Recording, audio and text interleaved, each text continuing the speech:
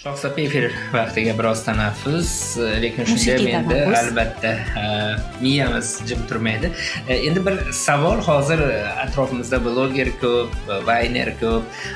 Yaxshi Farg'onaga xos kontent olish uchun nima qilish kerak degan savol hozir shu lahzada sizga taqdim etgim keldi.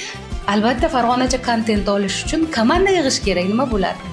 Endi komanda o'z-o'zidan kelmaydi. Qanday yig'iladi bu komanda? Ishim bolaga o'xshab rosa ko'p savol berdingiz. Vaqtimiz bor chunki.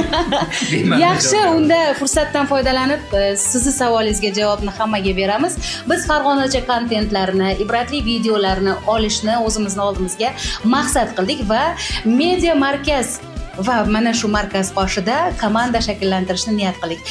Eshitmadim demanglar deymiz, eshitganlar jilmanglar deymiz.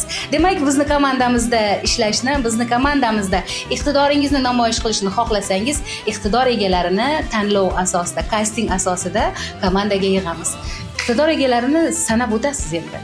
Endi iqtidor egalari kimlarni sanashga hayronman. Albatta o'zingiz boshchiligingizda aloqaga chiqishlar kerak. Sizga o'xshagan universal ijodkorlar, taqlid ustalari, parodiya qiladiganlar, aktyor, aktrisalar, mobilografiyaga qiziqadigan, lekin qo'limda telefonim, apparatim yo'q, lekin qiziqaman deydiganlar, dizaynerlar, hammani yoshidan, millatidan, kasbidan qat'iy nazar taklif qilamiz.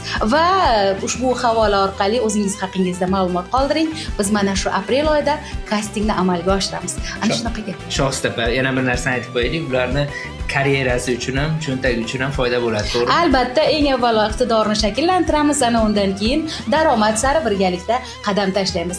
Va aytishim kerak bo'lgan yana bitta narsa, bizning bosh homiymiz Doktor Odiljon klinikasi. Demak, komandamizga tezroq qo'shiling. Tezroq biz bilan birga yangi loyihalarga bosh qo'shing. Kutamiz.